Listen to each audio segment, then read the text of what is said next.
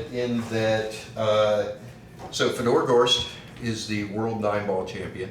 I believe he's current reigning champion. And I'll have to look that up. He put out a deal on his Facebook page for stroke training, online stroke training. Send him a video, he analyzes your stroke, tells you what he thinks you should do about your stroke. Now Fedor uses a different style of stroke than I do. I actually use a lot of techniques. My standard stroke though is the old school stroke. It's pin to elbow. And I'll get into this in an entirely different video where it's what he's doing with that. But basically my stroke is my elbow doesn't move. On my right arm over here, when I'm stroking, that elbow should not move. When I stroke through the ball, the elbow doesn't move. And it doesn't matter how hard I'm hitting. The only time that elbow is allowed to move in my normal stroke is when you're breaking. When you're breaking, you want that big follow through and the elbow drop to help drive the cue and drive the momentum. But for the most part, I learned under the school of I call it pinned elbow. Meaning that your elbow is pinned in position, your arm is just hanging from the elbow, and the only motion is caused by your forearm. Now Fedor's stroke, if you look at it, he uses a dropped elbow technique. So what he does is he lines up and then he follows all the way through until his arm is down by the cue and his elbow is low. Anyhow, so I went and sent a video into him and paid him to take a look at my stroke, and I sent him that video I did with the 9-month update. And we've gone back and forth a couple of times. We decided that my stroke is fundamentally sound enough that we're not going to change it from the pinned elbow to the drop elbow. Although he is very adamant that dropped elbow is better. When I drop my elbow, I just don't seem to get the power when I need it. So I get more power from the pinned elbow, and that's probably because I have the technique down. I've done it for so many years. Now I do drop my elbow on occasions. And I do use different techniques, just like I use different bridges, just like I use different elevations of the cue. Sometimes on a really touchy shot, I'll get down really low to get a good sight picture on the shot. Normally, I'm closer to the old school players. So the newer players, they put their chins down on the cue on every shot. It's almost rubbing, or in some cases is rubbing.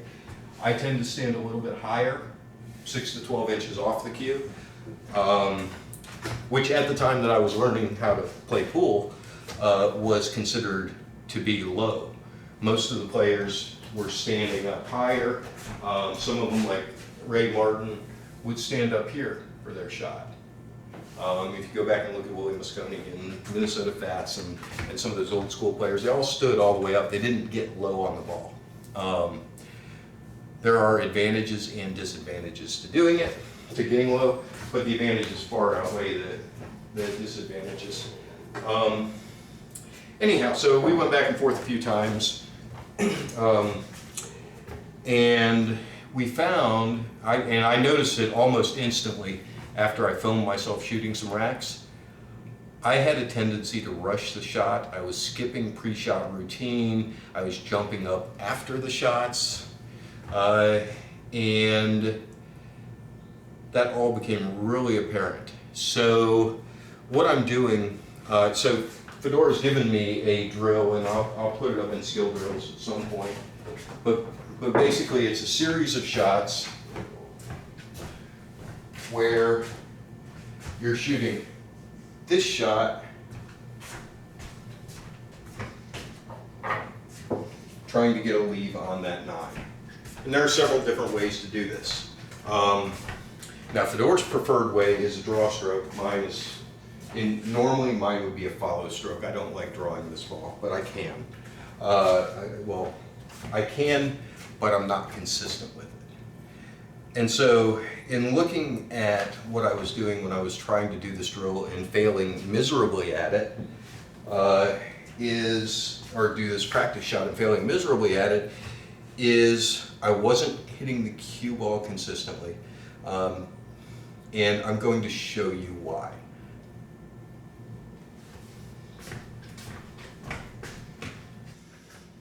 All right, so let's talk about the cameras. This camera is set up directly behind the shot so that I can see the motion of the cue from the front angle. That's going to show me that whether or not my stroke is straight in its delivery. All right, and from this position, what am I looking at? I'm looking at, does the cue stay in a straight line when I stroke it? Does my head stay steady? Does my elbow stay up? And again, do I follow through enough? So those are the three things I'm looking at from this front angle.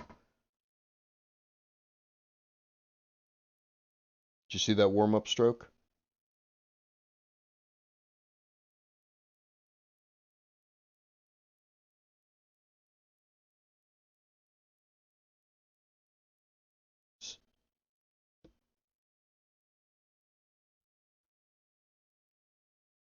See how the cue is now pointed this way?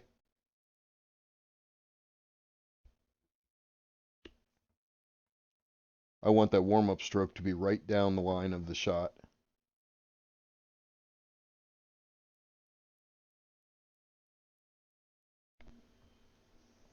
It is incredibly important.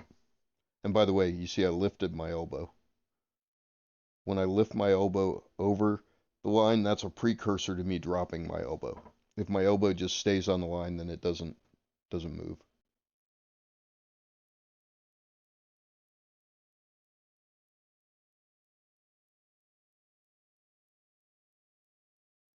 See how I'm rocking left to right on the warm-up strokes there?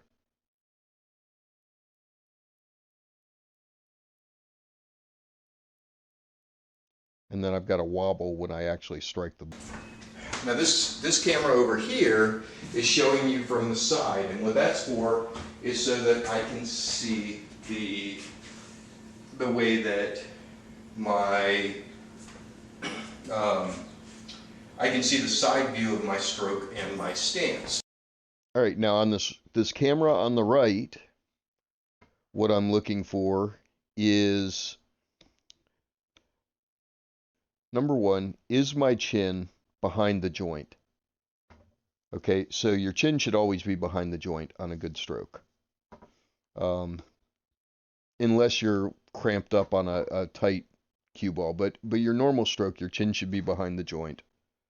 Second, is my arm straight down to the cue from the elbow? Third,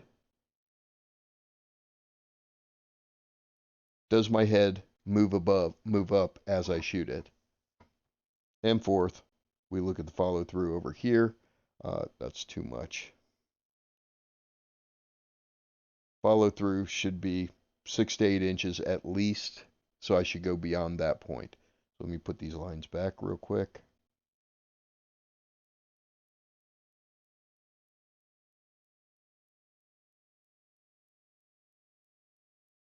And finally, if you notice the line from the top of my head, if we extend that over,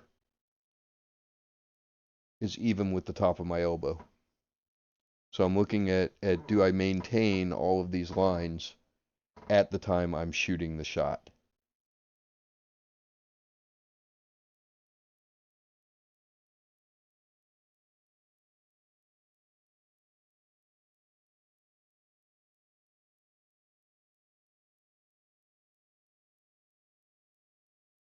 So you can see here, I drop my elbow,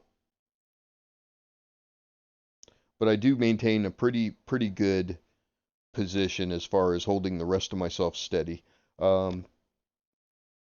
my quarantine hair sticking over the top of my my headline. But you can see here, I stay pretty consistent, but I do drop my elbow.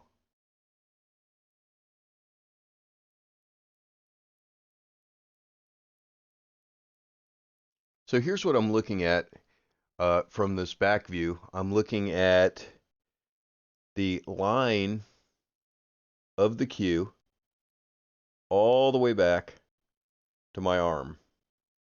And you see my elbow is off to the left as you're looking at it from above. It should be directly under this line.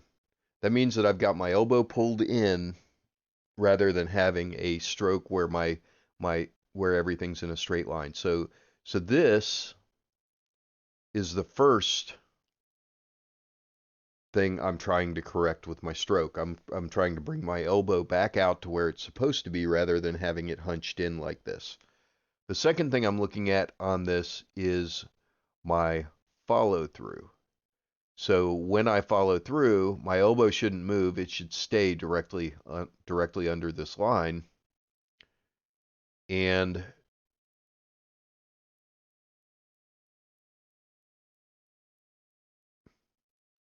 let me actually just go ahead and play this. So my follow through should be going up pretty much to the edge of the screen, maybe even beyond it. Now, the third thing I'm looking at is, and I don't know if you saw this, but on this particular stroke, I jumped up as soon as the cue was gone. I jumped up instead of staying down.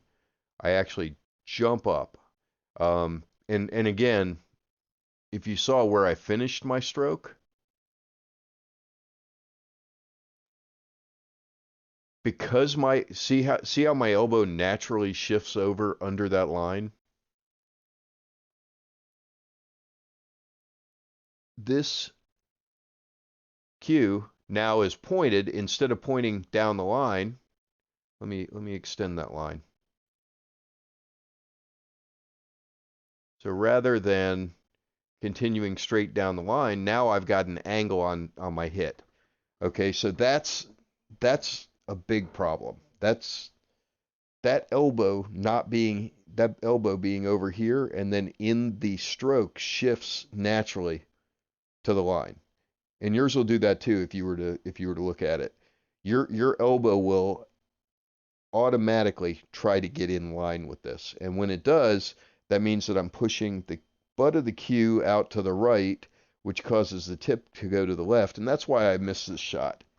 So that's what I'm looking for from behind, and then also I'm looking at, did I jump up? And I didn't really jump up, but I didn't follow through properly.